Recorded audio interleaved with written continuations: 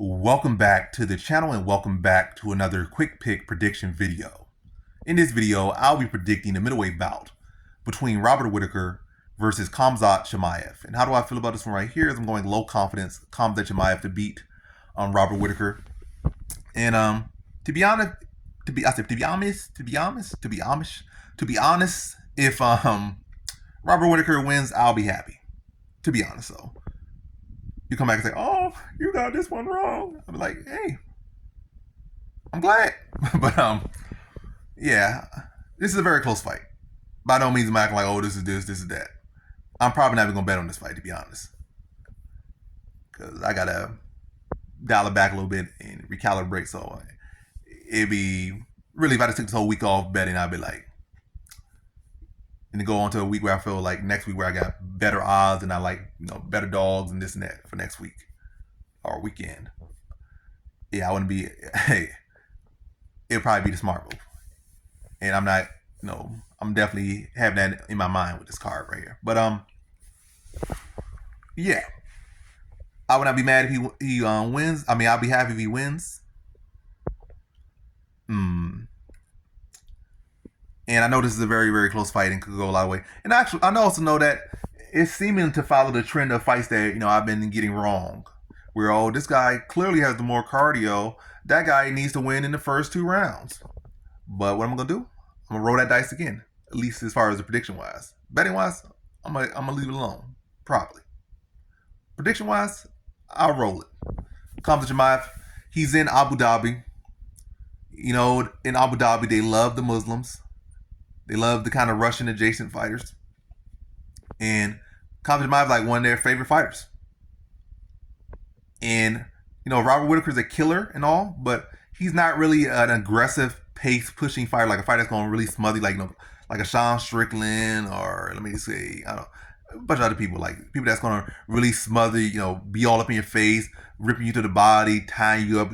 He's not one of those Bilal Muhammad's. That's not his style. He's more of a in and out. He can push a pretty high pace. He has great cardio himself, but he's not a guy that's going to smother you so much with his striking in his range, because his range itself is like kind of an in and out. He can't be too close. He don't really got no inside game. He don't got no inside elbows. He don't got no.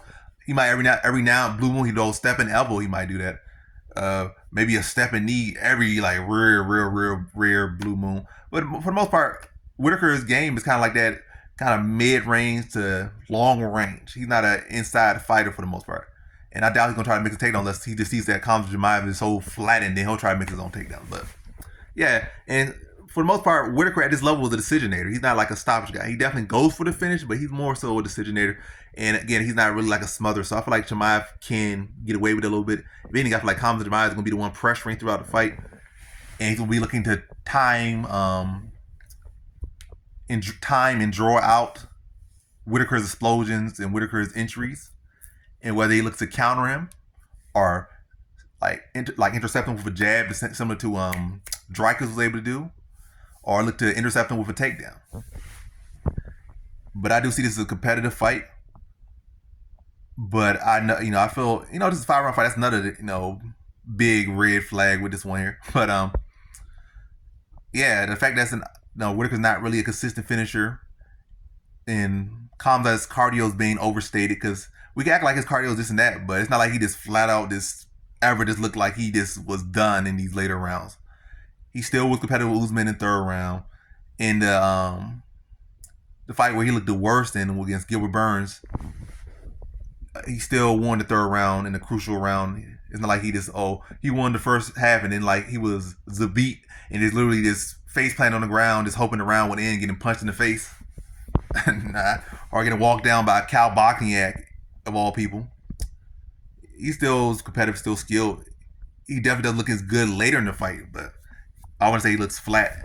And I'm expecting a better version of Khamzat. I'm actually gonna say 2nd round TKO. I mean, 2nd round sub. Like, I didn't like the way Whittaker looked in that short bit of time he was on the ground with Dricus du Plessis. Like, he was looking good. Like, people act like, Dricus du Plessis just ran through him, but in reality, he was picking apart Dricus on the feet. He was out grappling Dricus. He was taking him down. Then he kind of initiated a takedown. He initiated like a grappling chain. Like, he came in on the inside, and then I think he locked up with Drake, and his mind kind of stopped for like a split second, like he didn't know what to do from that position. Maybe feel like, damn, this guy kind of big up tight on top of something. Like he kind of froze for just a second, and Drake was able to like saw that he froze for a little moment when he initiated.